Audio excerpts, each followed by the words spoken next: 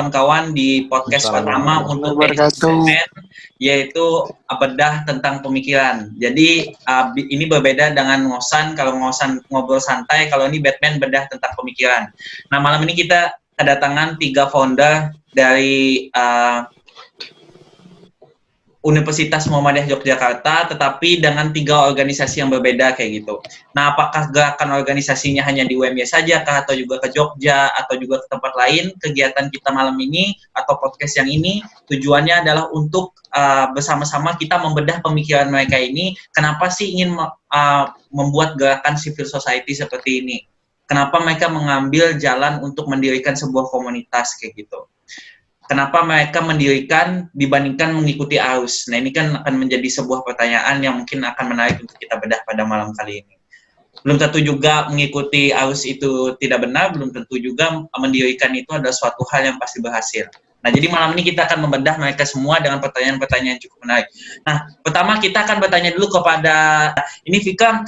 Jadi kan kemarin kita baru saja juga bertemu dalam satu kegiatan di Youth Movement Community ya, salah satu yang menginisiasinya. Nah, ini kalau boleh tahu ini Vika, sebenarnya kalau secara detailnya ini kenapa sih kamu ini memiliki keinginan atau mendirikan Youth Movement Community ini, kenapa ini Vika?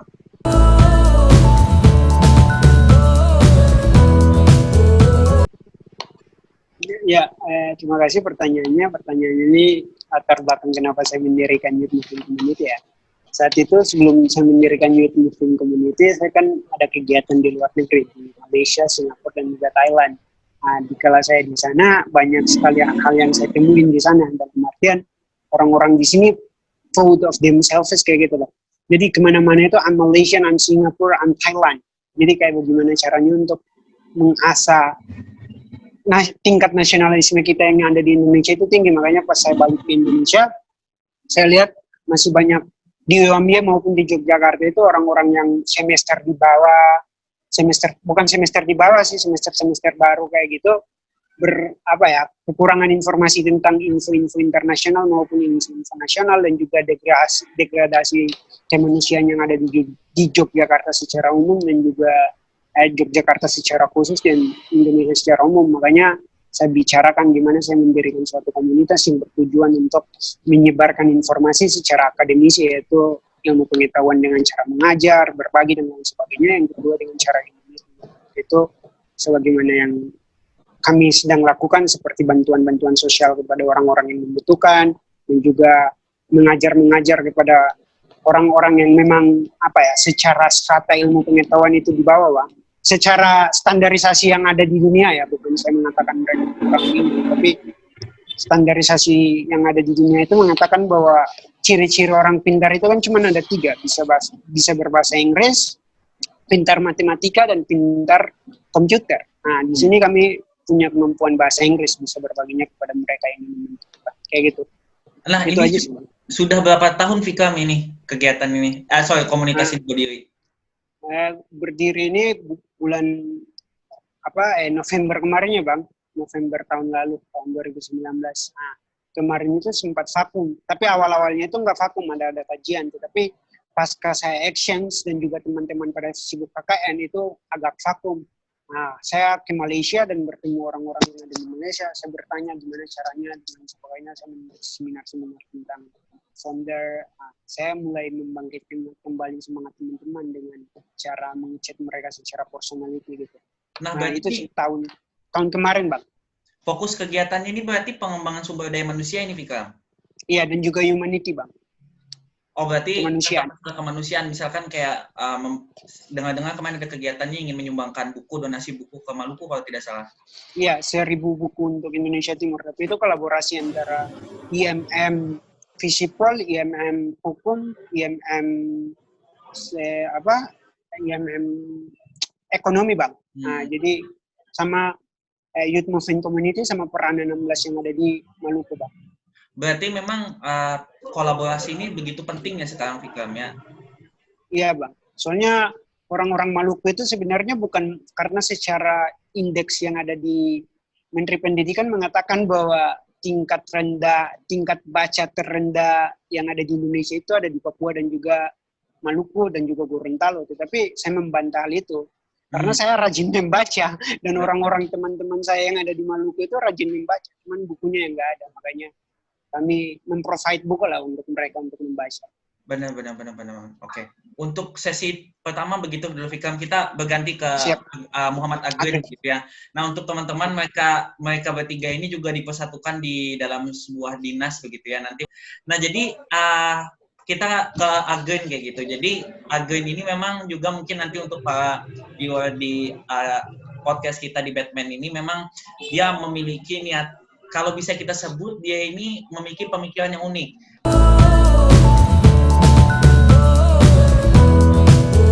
Nah, kenapa unik? Karena Agrin ini dia suka kepada suatu hal yang sifatnya itu dia mendirikan dari awal kayak gitu.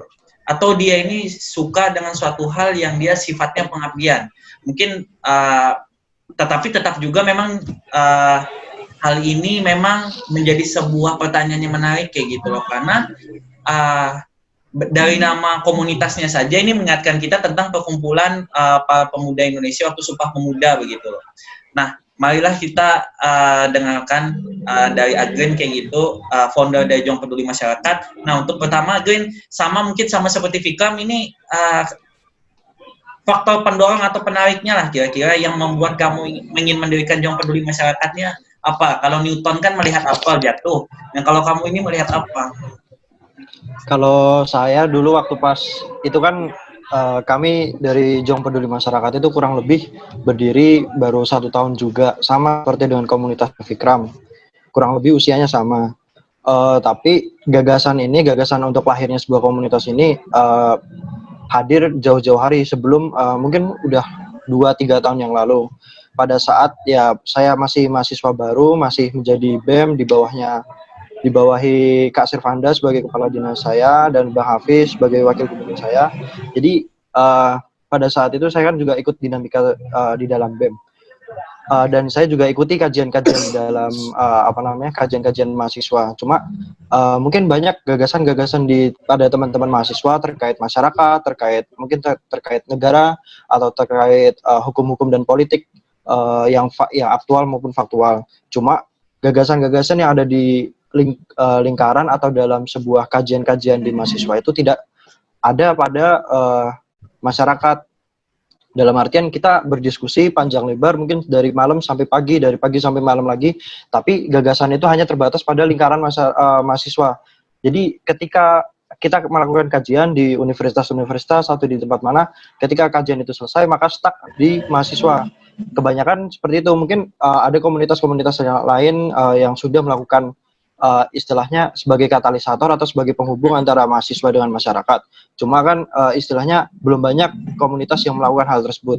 Maka dari saya dan teman-teman kami dan teman-teman yang lain itu membentuk komunitas ini. Jadi istilahnya kita juga harus aktif dalam kegiatan-kegiatan mahasiswa dan mengikuti kajian-kajian dan untuk yang mendiskusikan sebuah gagasan bersama teman-teman mahasiswa. Cuma gagasan-gagasan itu juga disalurkan kepada masyarakat sekitar.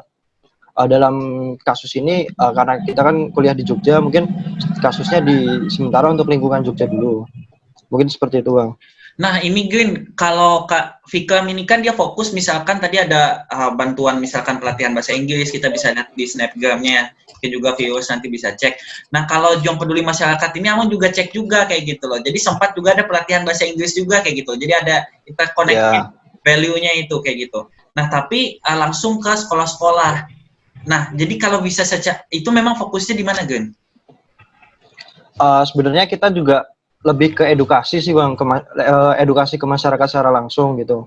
Kalau misalnya bidangnya itu sebenarnya nggak terbatas pada bidang pendidikan aja, sebenarnya kita nggak cuma sebatas pada pendidikan ngajar bahasa Inggris saja. Kita juga bergerak pada bidang politik, sosial masyarakat, agama, dan ekonomi. Cuma mungkin karena permasalahan waktu dan sumber daya juga, itu mungkin ada beberapa program yang masih terhambat gitu. Jadi untuk dalam satu periode ini yang sudah terlaksana itu mengajar bahasa Inggris di desa Ambar Ketawang. Jadi di desa Ambar Ketawang tersebut untuk informasi di desa tersebut, di sekolah di desa Ambar Ketawang, di sekolah dasar sekolah dasar desa Ambar Ketawang itu tidak ada pelajaran bahasa Inggris. Kemudian dikarenakan kita tahu keadaan di daerah tersebut, maka kita mengadakan program tersebut untuk melakukan pendidikan bahasa Inggris di sana. Iya, jadi bahkan di Jogja aja bisa. Itu apa memang karena tidak ada gurunya, Green, atau memang kurikulumnya yang memang tidak ada? Kalau saya tanya-tanya ke anak-anaknya itu karena kurikulum, Bang. Jadi memang nggak ada, untuk sekolah dasar tidak ada pendidikan bahasa Inggrisnya. Seperti itu. Oh, iya. Nah, ketika kalian ajarkan bahasa Inggris itu bagaimana respon anak-anak? Tertarik kah? Ya tertarik sih, Bang. Cuma kan karena memang mungkin masih anak-anak, jadi ya rada-rada bandel-bandel dikit gitu. Iya, wajar. Benar. Oke, Gun, itu dulu untuk pertama. Kita lanjut ke Selvanda. Silahkan kita pancing panggungnya. Jadi kalau disebut kata panggung mungkin langsung ingin loncat dan berdiri begitu. Nah, Selvanda ini adalah, ya benar tadi adalah kepala dinasnya Green dan Vikram dulu. Sebelumnya kami juga pernah bersama di dinas pengembangan wawasan intelektual di periode sebelumnya. Nah, ini Selvanda ini menarik begitu loh, karena dia mendirikan gerakan, kayak kita bisa sebut ini adalah gerakan komunitas politik mahasiswa begitu ya, saya.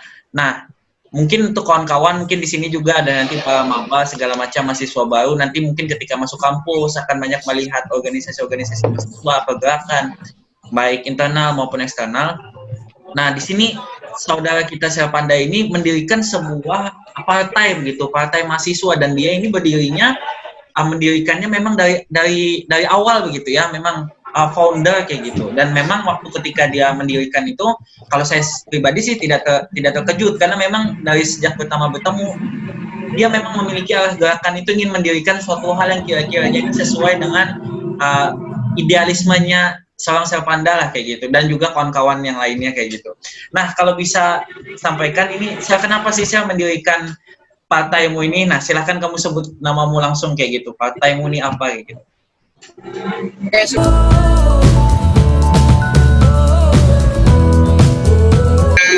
Saudara Hafiz Rida yang telah menghubungi saya seperti itu. Sebenarnya saya saat ini sedang berada di angkringan seperti itu bersama dengan teman-teman, karena sudah lama tidak main di angkringan seperti itu karena di daerah saya sedang memberlakukan jam malam sebelumnya.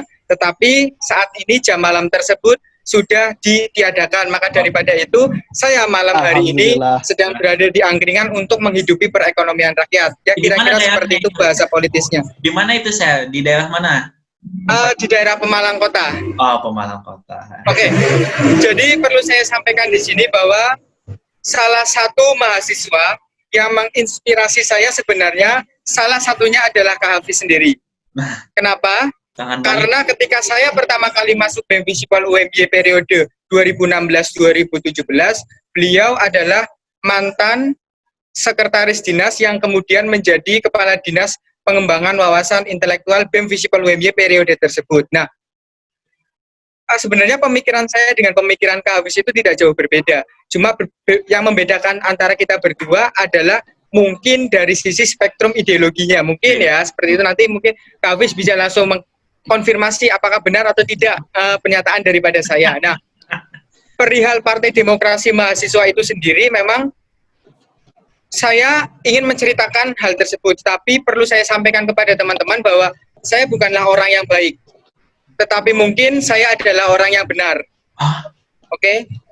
Sekali lagi, saya bukan orang baik, tetapi saya adalah orang yang benar. Bisa disebut seperti itu. Kenapa? Pada saat saya memiliki inisiatif untuk mendirikan Partai Demokrasi Mahasiswa, pada saat itu saya masih tercatat sebagai seorang kepala dinas Kastrat. Secara administrasi, secara etis, bisa dikatakan saya bukanlah orang yang etis. Saya bukanlah orang yang baik dalam hal ini. Bahkan saya menabrak administrasi, saya menabrak konstitusi. Mana ada seorang ASN, seorang PNS mendirikan sebuah partai. Kan nggak boleh. Misalkan kepala dinas di level daerah mendirikan partai, nggak bisa.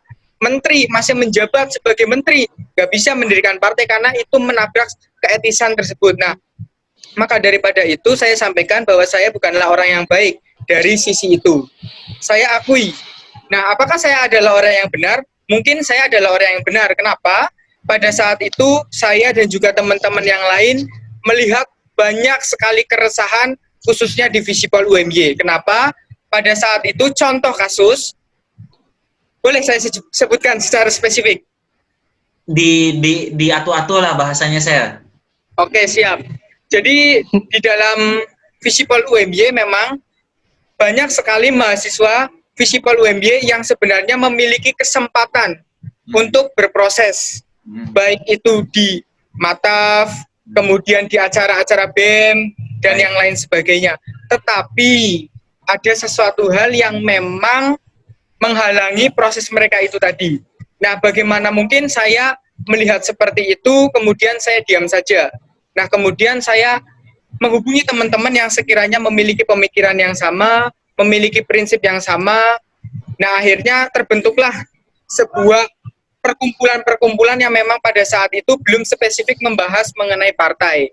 Nah, perkumpulan tersebut kemudian singkat cerita akhirnya memutuskan, oke, bagaimana kalau kita mendirikan partai saja. Untuk lebih konkret dalam hal ini adalah memperjuangkan intinya memperjuangkan apa yang dikehendaki oleh masyarakat Visipol pada saat itu, yaitu memiliki kesempatan yang sama. Nah, perlu diketahui bahwa di Visipol UMY itu ada yang namanya organisasi pergerakan. Nah, ada juga mahasiswa yang tidak tergabung di organisasi pergerakan. Nah, mimpi saya pada saat itu adalah baik yang memiliki organisasi pergerakan maupun yang tidak memiliki organisasi pergerakan, kedua-duanya memiliki kesempatan yang sama berproses, baik itu di BEM maupun di jajaran kepanitiaan yang lain. Maka daripada itu, Partai Demokrasi Mahasiswa Visipol UMY ingin mengakomodir keinginan-keinginan mahasiswa Visipol UMY ketika itu. Maka daripada itu, di tanggal 6 Juni 2018, bertepatan dengan hari lahir Insinyur Soekarno, kami mendirikan partai yang juga warnanya merah seperti itu, identik dengan beliau. Kata beliau kan warna merah atau jas merah, jangan sekali-kali melupakan sejarah. Maka daripada itu, demi mengakomodir keinginan mahasiswa bahwa kita itu punya prinsip sama rata, sama rasa, semua sama. Nah, maka daripada itu, saya dan juga teman-teman, salah satunya Agrin, kemudian Fikra menyusul di periode berikutnya, akhirnya tergabung bersama-sama untuk mewujudkan apa yang ingin kita wujudkan di Visipol UMY kala itu. Nah, bahkan kita setelah mendirikan partai itu kan sempat pada ketika kita bicara soal hasil, ya kita memang belum beruntung pada saat itu. Ketika misal pada saat itu kita berhasil memenangkan konteks atau konstelasi pemilu pada saat itu, saya kira ada hal-hal yang perlu kita wujudkan. Tapi sayangnya sekali lagi, hasil pemilu Visipol pada saat itu tidak berpihak kepada Partai Demokrasi Mahasiswa, sehingga apa yang dicita-citakan memang terhambat. Ya, tapi bukan berarti itu hanya satu-satunya jalan untuk mewujudkan cita-cita, begitu kan saya? Ya. Iya tidak? Ya. Nah, ya, jadi silakan. Oke, jadi begini, memang pada saat itu kan tahun pertama 2018 adalah tahun pertama Partai Demokrasi Mahasiswa berdiri dan kemudian langsung mengikuti pemilu. Nah, memang ketika kita membandingkan dengan partai-partai lain yang sudah lama berada di Visipol UMY seperti Petahana dan juga yang lain sebagainya, memang dalam segi persaingan, dalam segi massa, dalam segi segala sesuatu hal yang terstruktur, sistematis dan juga masif, kita kalah segala-galanya. Kita harus akui seperti itu. Tetapi pada saat itu yang kami cari pertama kalinya bukan mengenai kalah dan menangnya, tetapi bagaimana kami menunjukkan kepada mahasiswa Visipol, politik ini seperti ini loh. Politik ini tidak hanya bicara soal menang dan kalah, apalagi dalam konteks mahasiswa. Ketika kita bicara soal politik mahasiswa, hal yang paling penting sekali lagi bukan kalah dan menang, tetapi adalah sisi edukasinya. Nah, PDM Visipol hadir untuk fokus pada sisi edukasinya, bukan fokus pada menang dan kalahnya.